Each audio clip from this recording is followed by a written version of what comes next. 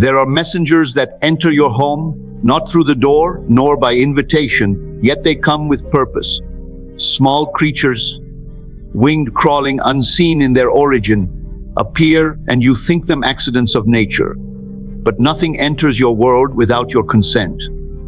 These visitors are signs, and tonight I will show you the spiritual meaning of the insects in your house and how they reveal the unseen state you are dwelling in. Go to the ant, thou sluggard, consider her ways and be wise. How few pause to listen to the counsel that is hidden in such a simple command. The surface mind reads these words and thinks only of industry, of labor, of the moral lesson to be learned from the tireless work of a small creature. But the inner ear hears something deeper. A summons to see the ant not as an earthly insect, but as a living parable of the life of the spirit. Scripture is never concerned with the outer thing. It is always the inner truth veiled in the outer symbol. The ant in the mystery is the image of consciousness acting in faith toward what is not yet seen, gathering in the invisible for a day that has not yet arrived, living now in the reality of the harvest before a single grain has fallen from the stalk. When the writer of Proverbs tells you to consider her ways, it is not the twitch of her antennae or the trail she follows across the earth that he means, but the manner in which she lives perpetually in the assumption that her winter storehouse is already full. She does not wait for the frost to come before she prepares. She acts now as though the need were already here. In her is the law of creation, the knowledge that what is accepted inwardly must one day be manifested outwardly. The ant moves by a law that is unbroken, and you are invited to do the same. Every insect, every small creature that crosses the threshold of your dwelling is drawn not by accident but by correspondence. They enter as reflections of the unseen currents moving in you, just as surely as the ant's invisible compass draws her to the harvest. I tell you, there are no accidents in this world. Not one thing appears in your life uncalled, not one form exists in your experience that has not been summoned, knowingly or unknowingly, by the state you occupy within. The house you dwell in physically is but the shadow of the house you dwell in spiritually. If within you there is disorder, neglect, fear, or idleness, it will appear in the outer as conditions that mirror those qualities. And sometimes the mirror is subtle, not a collapse of walls or the loss of possessions, but the arrival of tiny messengers whose very nature reveals the state that has called them. If you open your door to find a trail of ants moving across your floor, pause before you reach for the broom. Ask yourself, what is this telling me about the consciousness I now inhabit? Ants do not gather where there is nothing to be stored. They are drawn to the scent of provision. Have I been hoarding old thoughts, stale emotions, outdated beliefs, as one might hoard crumbs in a forgotten corner? Have I been dwelling on what I lack instead of the abundance I possess in imagination? The answer lies not in fighting the insect, but in examining the self. For when the state changes, the outer reflection must change with it. I knew a man who lived in a house that, no matter how often he cleaned, seemed to attract ants every summer. He would spend hours sealing every crack, laying down traps, yet each morning they would appear again. In frustration, he came to me, and I told him to forget the ants and look to himself. What was he storing in his mind? He admitted that all winter he had been saving every coin, afraid of the future, afraid he might not have enough. He was gathering, yes, but he was gathering in fear, not in faith. And the ants came as a sign, not of diligence, but of the kind of provision that is rooted in anxiety, the kind that keeps one looking over the shoulder for loss. When he released that fear, when he began to give freely in thought and in deed, the ants, without any physical effort, simply ceased to come. You see, the outer is not a cause but an effect. This is why the smallest thing, an insect no bigger than your fingernail, can hold within it a revelation that, if understood, will change the entire course of your life. You live in a sea of correspondence, and the tiniest ripples in your consciousness can send signals into the outer world that draw to you the exact form that matches your inner state. The ant appears to teach you of foresight, yes, but also of the truth that you are forever gathering to yourself what you believe yourself to have, whether that gathering is of good or of evil, of plenty or of lack. And this is not limited to the ant. The same principle applies to every creature that enters your space. But tonight we begin here with this one symbol, for it speaks so clearly of the law in operation. The ant does not question if the harvest will come. She moves as though it is already hers. She gathers not with doubt, but with certainty. This is the very faith you are called to exercise, to act now from the end you have accepted within, to store up in consciousness the images, the feelings, the inner realities of your desired state, so that when the season arrives, you are already living in it. The ant has no concept of time as you think of it. Her sense of provision is not postponed, it is present. She is, in that sense, already in possession of what she gathers. When you dwell in a state, the outer must conform to it just as surely as the ant's mound conforms to the pattern of her gathering. Your dwelling, whether a single room or a vast estate, is an exact reflection of the order, the energy, and the substance of your inner dwelling. If within you there is harmony, it will appear as harmony without. If within you there is disorder, it will appear as disorder without. This is why, when an insect crosses your threshold, you must not see it as a meaningless intrusion, but as a whisper from the unseen, saying, "Look within. See what you have gathered." I recall a story of a woman who awoke one morning to find her kitchen alive with tiny ants. She was horrified, for her home was always immaculate. She could not understand how they had entered. Yet, when she considered her life in the days preceding their arrival, she realized she had been consumed with thoughts of being invaded, not by insects, but by obligations, by demands from others, by interruptions that seemed to rob her of peace. The ants came not to disgrace her cleanliness, but to show her the state she was dwelling in. When she reclaimed her peace, the ants, like the troubling obligations, quietly withdrew. The ancients knew that nothing in nature was without a voice. The psalmist wrote, "The heavens declare the glory of God, and the firmament showeth his handiwork. And if the heavens declare, so too does the smallest thing upon the earth." The ant declares the law as boldly as the stars declare it, only in a different tongue. To hear that tongue, you must listen with the inner ear, the ear that understands correspondence. To the one who sees only with the outer eye, the insect is an intruder. To the one who sees with the inner eye, it is a messenger carrying the shape and color of an invisible state. The moment you take this attitude toward the events and appearances in your life, you place yourself in the company of the wise. For you cease to war with effects and begin to adjust causes. You begin to speak inwardly in a way that aligns with the outcome you desire, rather than wrestling with the shadow that merely reveals the form you are presently holding within.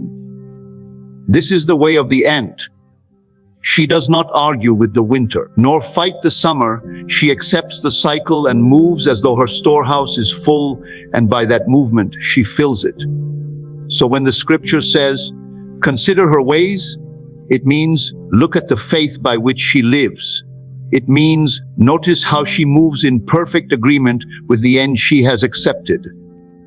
If you could but see your own life in this manner, every act, every word, every feeling aligned with the assumption that your desire is already yours, you would gather to yourself a harvest beyond measure.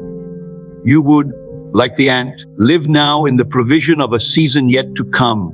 And in so living, you would bring that season swiftly into the present. And here lies the hidden comfort. The same law that has brought to your door the unwelcome guest can bring to your door the welcome one. The same consciousness that drew the ant can draw the butterfly. The law is impartial. It will not question what you summon, it will only bring it. This is why you must choose your state with care, for from it flows every condition, great and small, that will enter your world. And once you see this clearly, you will no longer dismiss the smallest sign, for you will know that in it is the seed of a truth that governs all creation. There is a law that governs all things, from the movement of the stars to the smallest stirring of life in the soil beneath your feet. This law is as constant as breathing, as sure as the rising of the sun, and yet most live as though it were a mystery or a force outside themselves. They speak of luck, of chance, of accidents and misfortunes, not knowing that the same inner activity which called forth their joys has also called forth their troubles. The outer world, whether you regard it as vast or insignificant, is only the reflection of the inner state you occupy. The movements within you are the causes, the events without you are their effects. And when I speak of the inner state, I do not mean the fleeting surface thoughts that pass across the mind, but the deep, felt convictions that you hold about yourself and your world. Convictions you may not even be aware of, yet which shape the whole of your experience. Everything that comes into your life, from the grandest blessing to the smallest inconvenience, comes by the same law as within, so without. You are a center of consciousness, clothed in the form you now see, moving through a world that mirrors the content of your inner awareness. This mirror does not reflect only what you desire in passing, but what you accept as true. That is the key. It is not the wish that manifests, it is the assumption, the state in which you abide. You may wish for harmony, yet if you dwell in the assumption of disorder, disorder will be what you see. You may wish for abundance, yet if you abide in the feeling of lack, you will find lack in every corner of your life. Even the smallest sign in your environment obeys this law. If, for example, an insect enters your dwelling, it is not merely because a window was left open or a crumb was dropped. The physical explanation may satisfy the reasoning mind, but behind it lies the spiritual cause, a correspondence between what is alive in your consciousness and the nature of that creature. This is why nothing is truly random. Every element of your world is there because you have made room for it. Consciously or unconsciously, in your state of being, the ant finds the one who is unconsciously storing away in fear. The fly hovers where thoughts are restless and scattered. The bee may appear to the one who has been laboring in joy, gathering the sweetness of life. It is all the law in action. The mind unawakened thinks of control as an outer struggle, block the door, seal the cracks, fight the invader. But the awakened know that control begins and ends within. Change the state, and the outer must follow. You could seal every crevice of your house, but if the state that called the visitor remains, it will find its way back to you in some form, through some avenue. But if you alter the state, the very desire of the visitor to enter is removed, for there is no longer any correspondence. It is like tuning a stringed instrument, change the vibration, and it will no longer harmonize with a sound that once matched it perfectly. I once knew a man who prided himself on keeping a spotless home, yet he was continually plagued by a certain kind of beetle in his garden. No matter what measures he took, they returned year after year. When I asked him to describe his general feeling about the garden, he laughed and admitted that it was more trouble than it's worth, that he was always expecting something to go wrong with it.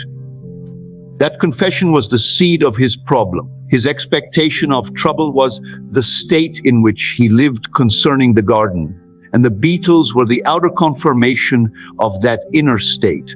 When he changed his inner conversation, speaking of the garden as a place of beauty and ease, imagining it thriving without effort, the beetles vanished and the garden began to flourish. The change was not in the soil, nor in the walls of the house, but in the inner atmosphere of the man. This is the inner law, that consciousness is the one and only cause of the conditions of life. The events you meet, the people you encounter, the sights you behold, the creatures that appear, All these are drawn by the magnetic pull of your state.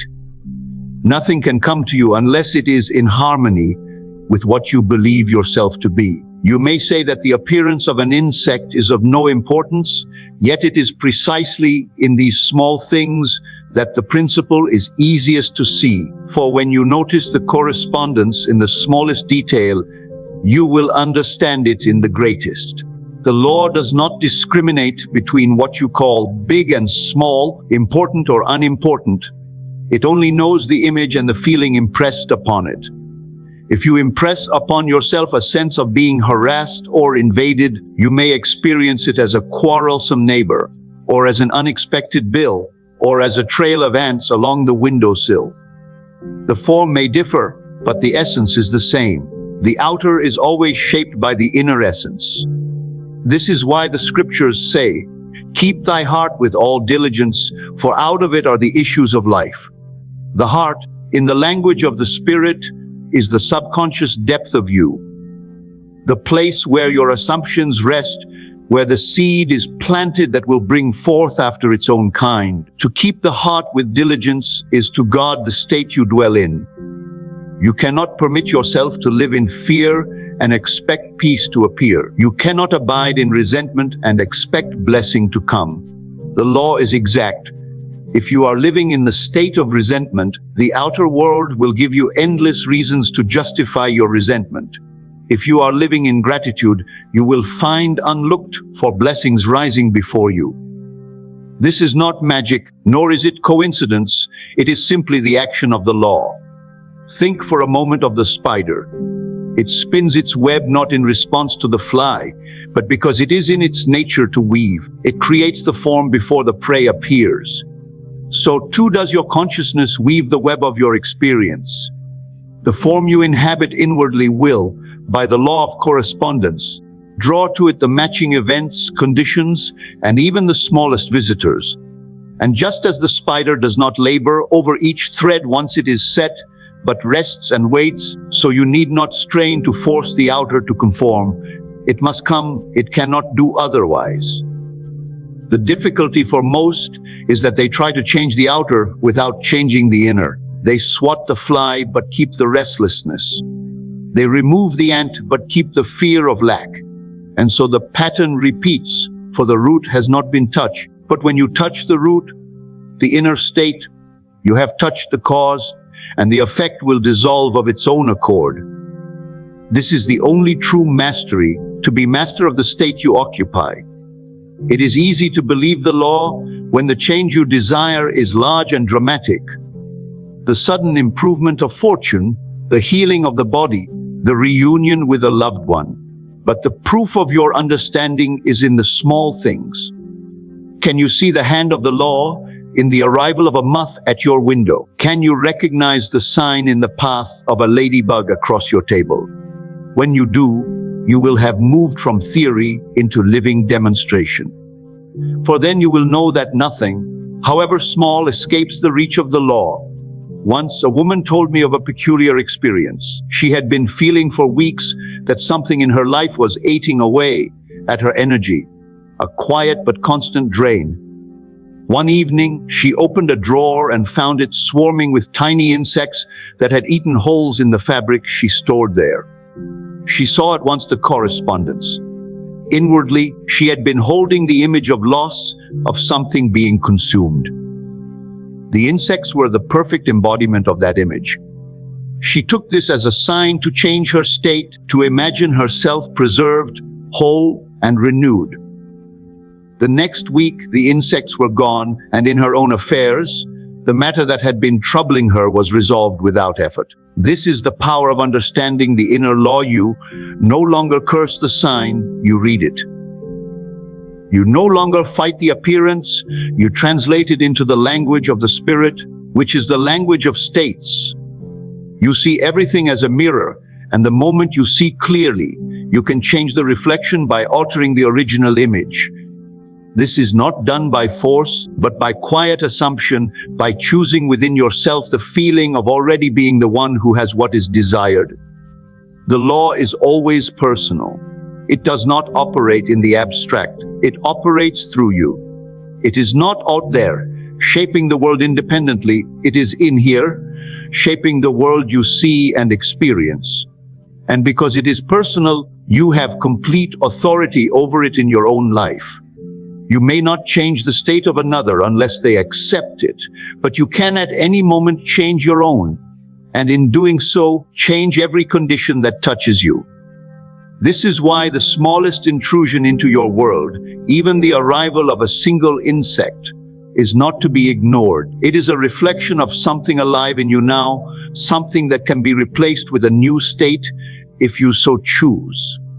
And so the question is not, why has this come to me, in the sense of blame, but rather, what in me has called this forth? The answer will not always be obvious at first, but if you quiet yourself and look honestly at your general feeling about life, about your home, about your affairs, you will see the correspondence. And once you see it, you can change it. This is the simplicity and the majesty of the inner laws, that by changing the state within, you change the world without, down to the smallest detail. Close your eyes for a moment and turn away from the world that your senses now report. Shut out the walls around you, the furniture you know so well, the noises from the street. Let it all dissolve and see instead with the only sight that truly creates the inner eye. In that secret place of vision, you may construct a dwelling not of stone and timber, but of light and order and peace. See your home there, aglow from within, every corner alive with harmony. Not a shadow lingers, for the atmosphere itself is your chosen state. In that place, nothing uninvited can remain, for the law of the Spirit is that only what is in agreement with the state may abide in it. This act of vision is not a child's fancy. It is the deliberate use of the creative power given to you before the foundation of the world. The outer home you now inhabit was once imagined, whether by you or by another. Every wall, every door, every window was first a picture in the mind. If you can accept that, then see also that what is true of the physical structure is equally true of the invisible atmosphere of your home. If within you there is fear, the air around you will carry that vibration. If within you there is joy, it will radiate outward, until even the smallest creature feels its welcome or its warning. To imagine your home as the temple of the Holy One is to acknowledge that the only real dwelling is consciousness itself. Your true house is not brick nor wood, but the state in which you live. In this temple, you are both the priest and the keeper. You decide what enters and what is shut out. You decide what lingers and what passes away. And you do this not by outer force, but by the inner arrangement of your vision and feeling. The temple is kept pure, not by barring the gates against an enemy, but by filling it so completely with the fragrance of your chosen state that nothing unlike it can remain. Consider this: a man may take every physical measure to keep his home free of pests, sealing cracks, cleaning daily, setting traps, yet still find that unwanted visitors appear. Another may do little to prevent them outwardly, yet be untouched by them. Why? The difference is in the atmosphere created within. One man dwells in vigilance and fear, forever expecting intrusion, and so he calls it forth. The other dwells in peace, seeing his home as inviolate, and so nothing contrary to that vision can stay. The outer is but the shadow of the inner.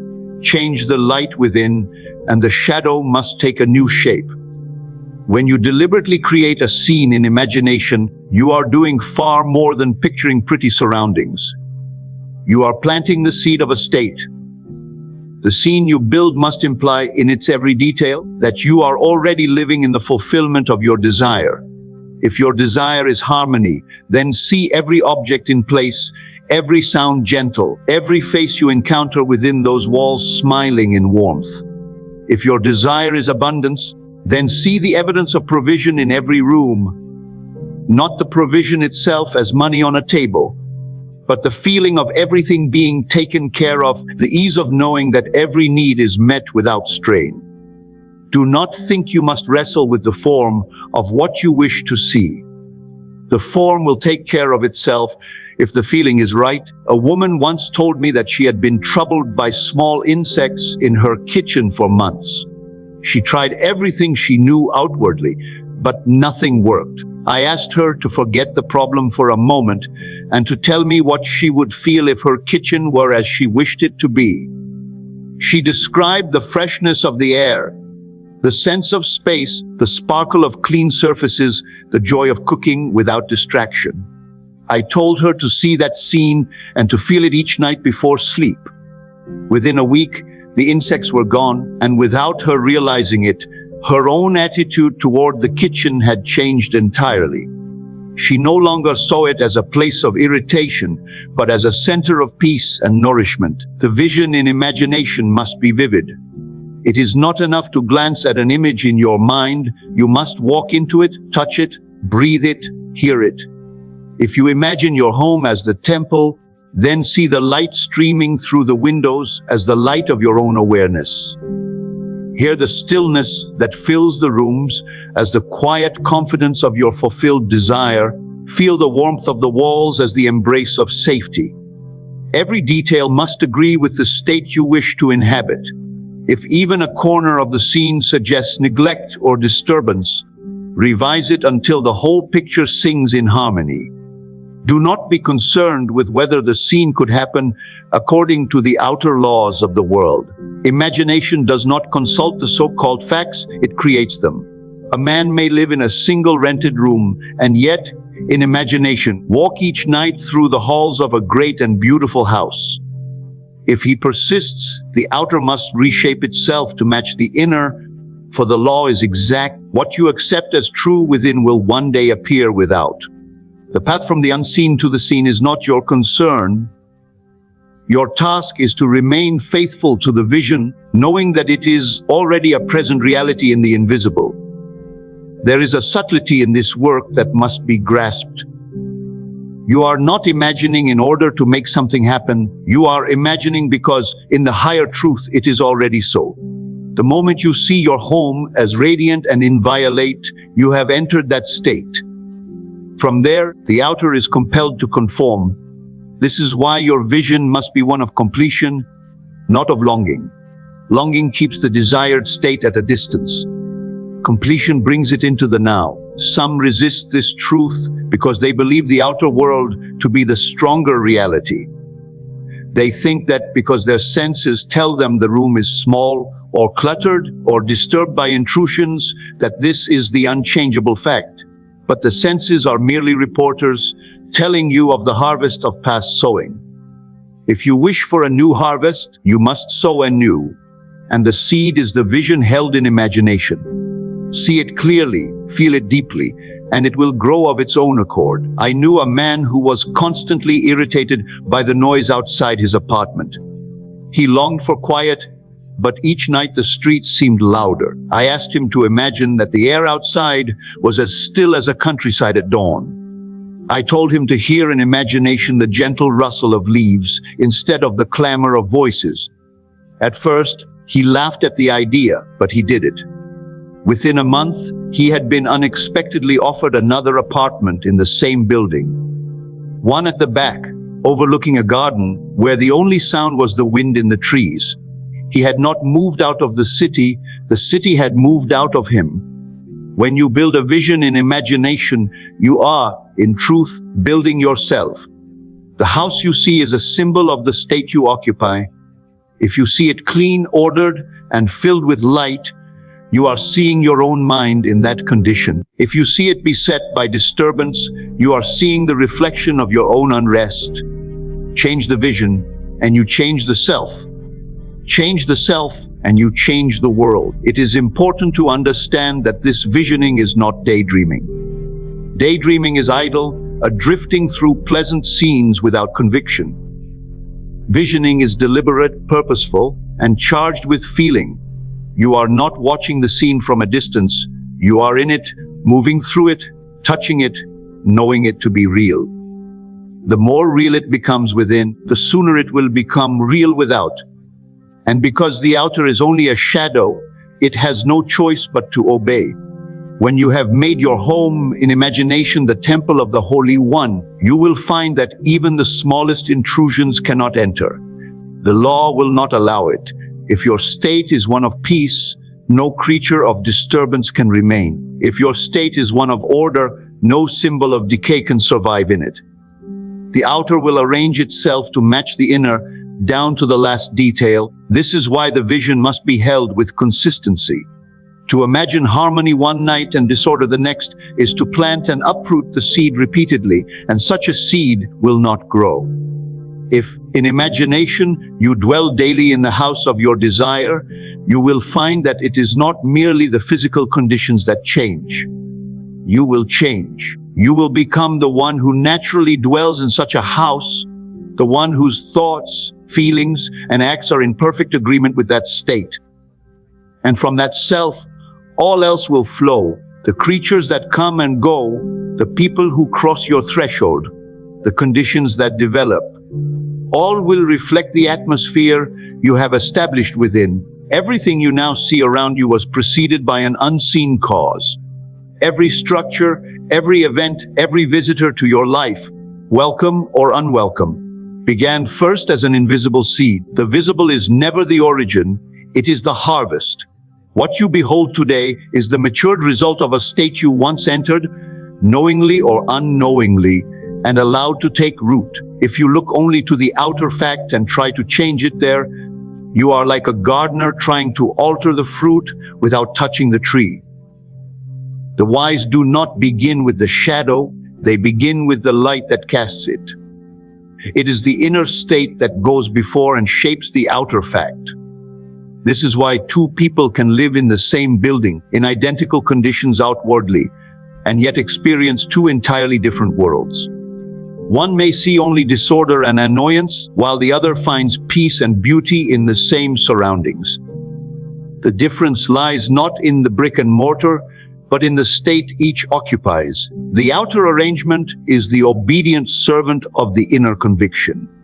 There is a story of a woman who for years struggled with moths that invaded her home each summer. She believed it was due to the climate or to the age of the house, and so she waged war on them year after year. She bought new storage containers, used repellents, cleaned meticulously, yet still they returned.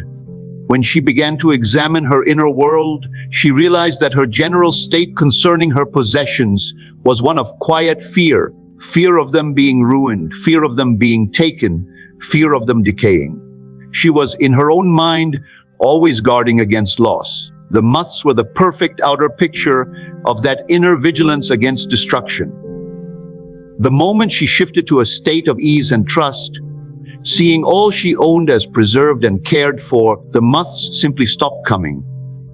Without any change in the weather, without altering the age or structure of the house, the fact conformed to the new state.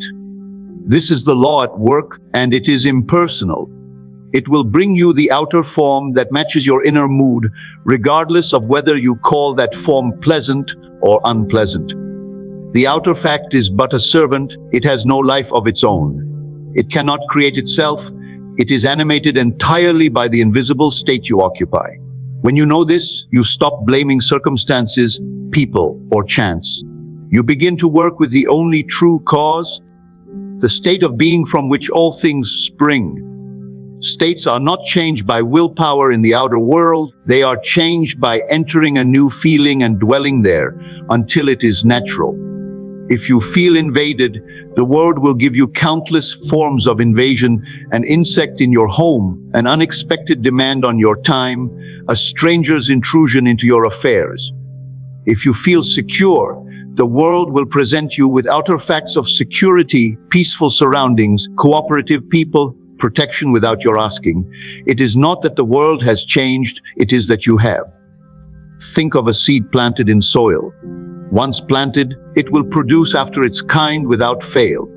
You cannot plant the seed of an oak and expect to reap a rose. Nor can you plant a seed of resentment and expect a harvest of joy. The state you dwell in is the seed, and the fact you see is its growth. This is why the smallest sign in your life, even the presence of an insect, can be a clue to the seed that is presently sown within you. The nature of the sign will tell you the nature of the state. If the sign is decay, the state is neglect. If the sign is order, the state is harmony. The parables in Scripture are filled with this truth. In the days of Moses, the plagues of Egypt were not random acts. Each carried a symbolic meaning. Each was a sign to reveal the state of the heart. The frogs, the flies, the locusts, all were mirrors of the consciousness that ruled that land. And so it is with you.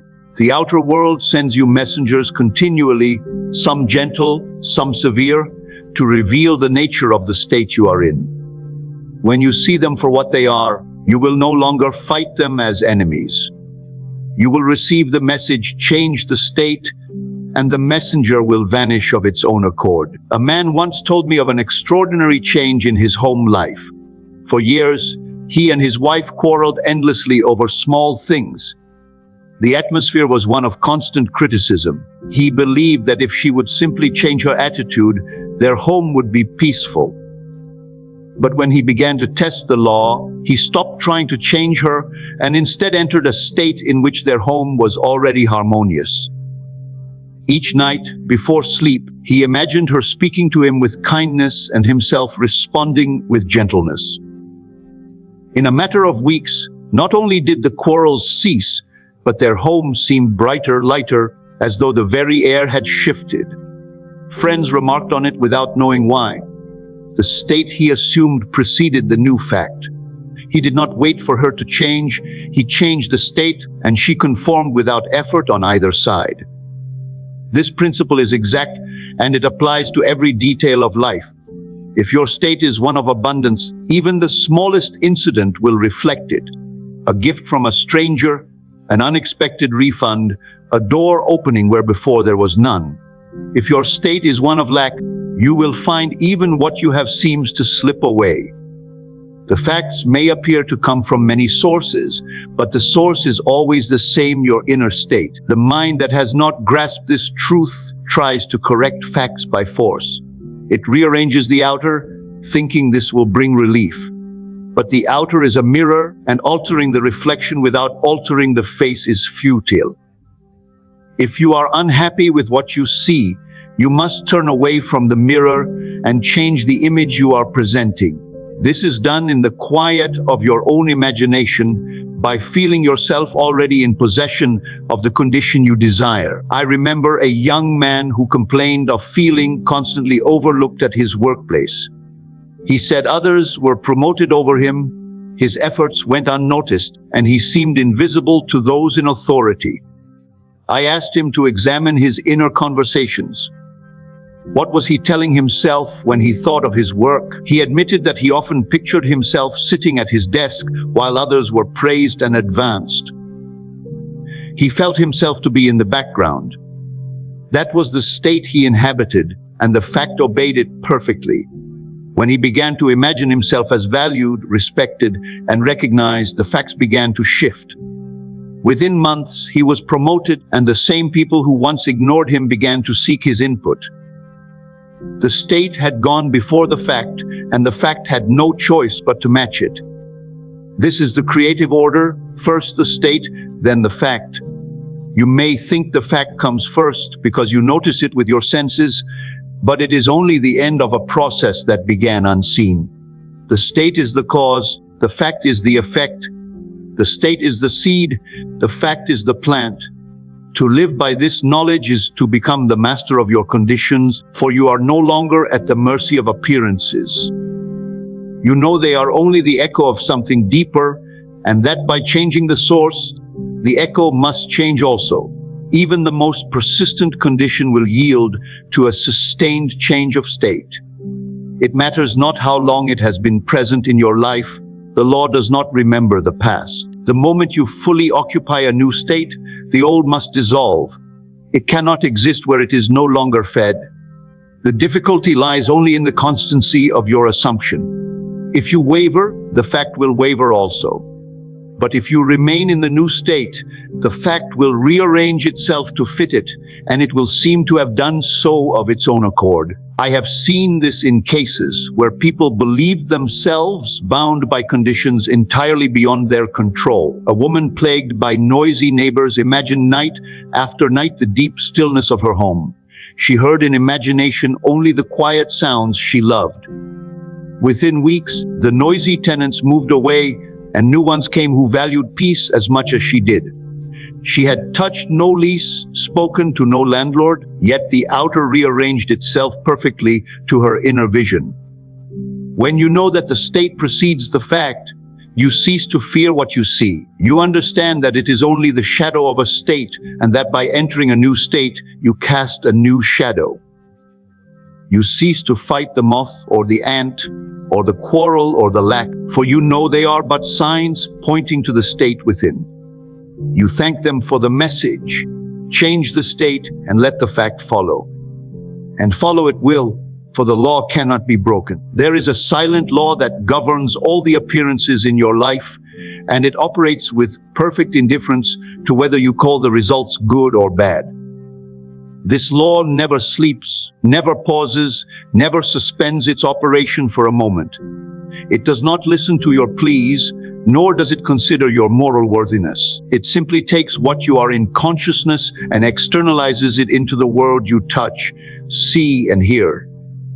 That which you consent to as true within yourself, that which you accept as your present reality and feeling, becomes the world you meet tomorrow. No amount of pleading, protesting, or struggling in the outer world can override the decree you have already made within yourself. It is a startling thing for many to hear that life does not respond to what you want, but to what you are conscious of being. You may wish for wealth while remaining conscious of poverty. You may pray for health while feeling sick. You may long for companionship while feeling lonely. And yet the longing will not be enough. The law does not answer desire, it answers assumption. To desire without assuming is to stand forever at the gate of the garden, looking in but never entering. To assume is to step inside and breathe the air as though you were born to it. Consider the words of the ancient teacher who said, "When you pray, believe that you have received and you shall have." There is no interval in that command for waiting to see if it happens. The instruction is clear in the very act of prayer. In the very moment of your asking, believe that it is already yours. That belief is not a mental trick, but a deep inward acceptance. The willingness to dwell in the feeling of the wish fulfilled, even while the outer facts remain unchanged.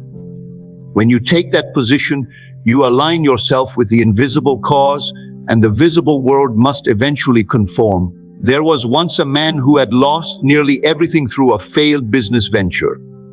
He was burdened with debts, living in a small rented room and working at odd jobs to survive. Outwardly, his situation looked hopeless. But one evening, as he sat alone, he decided to put this law to the test. Instead of rehearsing his misfortunes as he usually did, he began to imagine himself as already free of debt, already successful in a new line of work, already respected in his field. Night after night, he entered that state before sleep, feeling the satisfaction of financial freedom, the confidence of being established, and the gratitude of having all obligations met. In a matter of weeks, he met an old acquaintance who offered him a position in a growing company. A position that used his talents in a way he had never before considered. The salary covered his expenses, and within 2 years, he had paid off every debt. He did not force the opportunity. He entered the state, and the state brought him the fact. This is the unchanging order of the creative process. You may object that he was simply fortunate, or that coincidence played a part. But those who know the law understand that fortune is the visible name we give to the invisible order of states. Coincidence is only the meeting point of an inner assumption with its outer reflection. The man's meeting with his acquaintance was not luck. It was the natural and inevitable outworking of the state he had chosen to occupy. It is not the outer action that makes the difference, it is the inner position from which the action springs. Two men may work the same job, in the same company, under the same manager, and yet one rises steadily while the other remains in the same place for years. The difference is not in the labor of their hands, but in the state of their being. One feels himself destined for advancement, sees himself in higher positions, hears in his mind the congratulations of others, and so he advances. The other accepts himself as overlooked, underappreciated, and stuck, and so the facts continue to match his acceptance. To change the outer without first changing the inner is like trying to paint over rust without removing it. For a moment, the surface may appear bright, but soon the old pattern bleeds through again.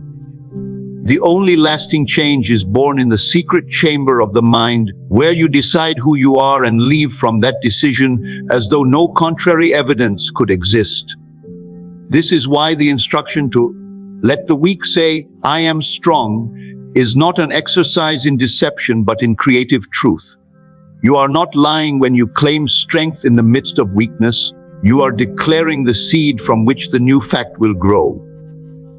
The moment you persist in the feeling of strength, the facts of weakness will begin to dissolve. The outer will not fight you. It will simply rearrange itself to fit the new state. There was a young woman who longed to travel abroad, but believed she could never afford it. For years she told herself it was impossible, that travel was for others with greater means. One day she decided to reverse her position. She began to imagine herself boarding a plane, seeing the destination she longed for, and sharing her experiences with friends upon her return. She made no elaborate plans and took no extraordinary steps towards saving money. She simply persisted in the state of having already traveled. Within a year, she was invited to join a friend who had won an all-expenses-paid trip and wished to bring a companion. The very place she had imagined visiting became her reality. The law had answered her assumption, not her bank account. When you know that the inner state precedes the outer fact, you cease to plead with life to give you what you do not yet claim. You stop waiting for evidence before you believe, for you understand that belief is the evidence. Faith is the substance of things hoped for, the evidence of things not seen. Substance is not shadow. It is the unseen reality from which the shadow comes. To live in faith is to hold the inner substance so steadily that the outer must give it form. Many live as though the world is a separate power that grants or denies according to its own mysterious rules. They treat circumstances as masters and themselves as servants. But the truth is reversed. Circumstances are servants, and your state is the master. What you see today is yesterday's state made visible. What you will see tomorrow depends entirely on the state you accept today. If this truth feels uncomfortable, it is only because it removes every excuse for remaining where you are. The moment you take full responsibility for your state, you become free to change it. No one else can enter it for you, and no one else can keep you from it. The door to a new state is always open. The only question is whether you will step through, and stepping through is not a matter of physical movement or external arrangement. It is the inward act of assuming the feeling of already being the one you wish to be. You may say, but what of the facts? What of the debts, the illness, the loneliness? The answer is that facts are only the echo of a previous state. They are yesterday's harvest, and no amount of staring at them will change tomorrow's crop. You must plant a new seed by entering a new state. The farmer does not curse the field for producing weeds. He plants the seed he wishes to see. Likewise, you must plant the inner seed of the fact you desire and trust the law to bring it forth. A man once confined to his bed with a severe injury refused to accept the state of helplessness. Day after day, he imagined himself walking through his favorite park, feeling the ground beneath his feet, greeting friends with strength in his stride. Though the outer facts resisted for a time, they eventually yielded, and he walked again. It was not willpower that restored him, it was the sustained assumption of health. The state preceded the fact, and the fact was powerless to resist. The law makes no distinction between what you call big and small. To it, the creation of a galaxy and the movement of a feather are the same, for both are simply the unfolding of a state. If you can feel it as real within, you have already set in motion the forces that will bring it into view. The timing, the means, the apparent channels, all these are details the law arranges without your conscious planning. Your only work is to remain faithful to the state, refusing to be persuaded by the current shadow. The ancient writers spoke of calling those things which are not seen as though they were. This is the whole secret, to call a thing into being by living in the feeling of its reality before it takes form. The world may call it imagination, fantasy, or daydreaming, but those who practice it know it as the deliberate use of the creative power. You are not daydreaming idly, you are setting the mold into which substance will flow. When you assume the feeling of your desire fulfilled, you have already secured its reality in the only place it exists, in consciousness. The outer world, like a faithful servant, must bring it forth in due season. You need not watch the process, for the process is invisible. You need only persist in the end. The law is not hindered by the apparent complexity of your desire. It does not calculate whether the outer circumstances make it possible. It knows only the state you occupy, and the moment you dwell in that state, you have already passed from one world to another. The facts of the old world may linger for a time, but they cannot remain when they no longer have the life of your attention. There is a depth within you, a silent place, untouched by the noise of the outer world, where the seed of every possible future already exists. In that inner place, nothing is denied you. Every image you hold there, every scene you play out with feeling, becomes a living seed planted in the fertile soil of consciousness. And just as the farmer does not dig up the ground each day to see whether the seed has sprouted, so must you trust the unseen growth of your inner planting. The delay between the sowing and the harvest is not evidence that nothing is happening. It is the natural process by which the invisible becomes visible. The error so many fall into is to measure the progress of their desire by the evidence of the senses. They imagine that if nothing has appeared outwardly, nothing has happened inwardly. But the truth is the reverse. The outer is always behind the inner, for the outer is its shadow. A shadow cannot lead, it can only follow. To watch the shadow for change before you accept the change within is to forever postpone the harvest. You must dare to feel now what you wish to see later. Once you truly grasp this, you stop making the mistake of living only in reaction to circumstances. You stop allowing the opinions of others, the fluctuations of markets, the moods of the day, to dictate how you feel about yourself and your future. You begin to stand rooted in the inner reality you have chosen, as unmoved by temporary appearances as the mountain is unmoved by the passing cloud. The outer may shout its contradictions, but you know they are only the residue of an old assumption now fading. There was a man who longed for a certain home he had often admired while passing through a quiet neighborhood. Each time he saw it, he felt a pang of wanting, but quickly told himself it was impossible, far beyond his reach. Then one evening, he decided to change his approach. Instead of thinking of the house as something to wish for, he began to think from it. Imagining himself walking up the driveway, entering through the front door, seeing the view from the windows as though it were his own. Night after night, he fell asleep in that feeling. He no longer looked at the house with longing, for in his imagination, he was already living there. Months later, through a sequence of events he could not have planned, he learned that the house was for sale at a price unexpectedly within his means. Even then, the way opened effortlessly. Financing appeared through an old friend who had been looking for an investment. What had been impossible was nothing more than a state he had not yet occupied. Once he moved into that state inwardly, the outer details fell into place as naturally as water finding its level. The key is always the same: leave from the end. To think of the end is to admit it is not yet yours. To think from the end is to claim it now. If you desire a certain position in life, stop thinking of how to get there and begin thinking from the place of already being there. How do you feel? What conversations do you have? What are the concerns of one in that position? Let your inner conversations and imaginal scenes match that place, and the law will arrange the path without your anxious effort. This is not idleness, as some suppose. It is the highest form of activity, the deliberate alignment of your inner self with the reality you choose. The work is done in the stillness of your mind, where no one can interfere. Outer action will arise naturally from that alignment.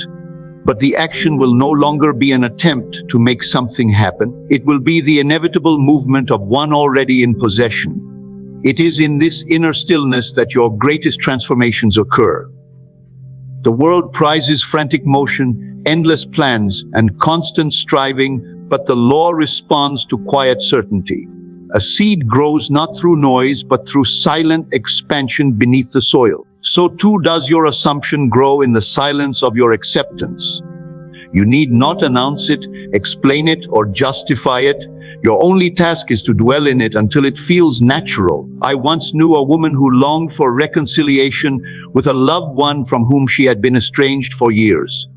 She had tried every outer approach: letters, mutual friends, even chance meetings, but nothing softened the separation. Finally, she decided to lay down all her outer efforts and work only within. Each night before sleep, she imagined a warm and loving conversation with that person, hearing their voice full of affection, feeling the closeness as if the distance had never been. She persisted until the scene became so familiar it no longer felt imagined. One morning, entirely without outer prompting, she received a call from the very person she had imagined, and the conversation unfolded almost exactly as she had pictured. The years of separation melted in a moment. This was not chance, nor was it manipulation. It was simply the law expressing the state she had faithfully occupied. You may say, but how can this be true for something that seems entirely dependent on others? The answer is that no outer person or thing has the power to act independently of the state you hold within. People and events are drawn into alignment with your state, not by your command, but by the silent and irresistible nature of the law. Just as iron filings arrange themselves to the invisible pattern of a magnetic field, so do the conditions of your life arrange themselves to the pattern of your assumption. This is why it is useless to attempt to force the outer while neglecting the inner. If the state is unchanged, the outer will revert to its original pattern as soon as your effort ceases. It is like pushing against a current instead of moving to the source. But the moment you change the state, the current changes direction of its own accord, and the journey becomes effortless. The discipline required here is not physical but mental. It is the discipline to hold to your chosen state, even when every sense report denies it. It is the refusal to be lured back into the old state by appearances. And this discipline is not grim or joyless. It is an act of creative delight, for you are shaping the unseen world that will soon be your visible experience. There is a passage that says, "Guard your heart with all diligence, for out of it are the issues of life." The heart, in this sense, is your inner acceptance, the place where you keep alive the feeling of what is true for you. If you guard that feeling, refusing to admit the seeds of fear and doubt, you will see only the harvest you have planted. But if you leave it open to every wind of outer opinion, you will find your garden overrun with the weeds of other people's states. You must decide, then, what you will allow to take root within you. Will you nourish the feeling of abundance, or will you rehearse the story of lack? Will you dwell in the joy of health, or will you entertain the evidence of sickness? Whatever you choose to water with your attention will grow, whether you desire it or not. And here is the liberating truth: you can change the seed at any moment. No matter how long a certain condition has persisted, it has no power to bind you once you withdraw your attention from it. The past is not a chain, it is only the shadow of a state you once accepted. Withdraw the life of your attention from it, and it must fade. Place your attention firmly on the new state, and it must rise. The world will call this impossible until they see it done, and even then they may call it luck. But you will know that it was the inevitable outworking of the law. You will know that every change in your world began with a change in your inner acceptance. You will no longer wonder whether it will work for you will have seen it work, and once you have seen it work, you will never again doubt that your inner world is the only cause of your outer world. The question, then, is not whether the law will work, but whether you will work it. Will you persist in your chosen state, or will you let the old state reclaim you? Will you guard the seed until it bears fruit, or will you pull it up each day to see if it has grown? And so you stand at the threshold of every possible state, each one a living reality waiting for your acceptance. You need not ask permission. You need not wait for circumstances to invite you. The door is open, and the key is your assumption. Step into the state, feel its reality, and refuse to step back. The world will rearrange itself to match your choice, for it has no other law to follow. Everything you have heard leads to one unshakable truth. Life mirrors the state you occupy. What you hold in feeling and accept as real within will, with unfailing precision, shape the world without. You are never at the mercy of circumstance, for circumstance is but the echo of an inner cause. When you choose your inner state deliberately, persist in it with quiet certainty, and refuse to be swayed by the passing shadows of appearance, you set in motion the inevitable unfolding of your desire. The harvest is sure, for the seed is already planted. The question is never whether it will come, but whether you will stand steadfast until it appears. The power is in your assumption, the authority is in your acceptance, and the future bends to the image you hold now.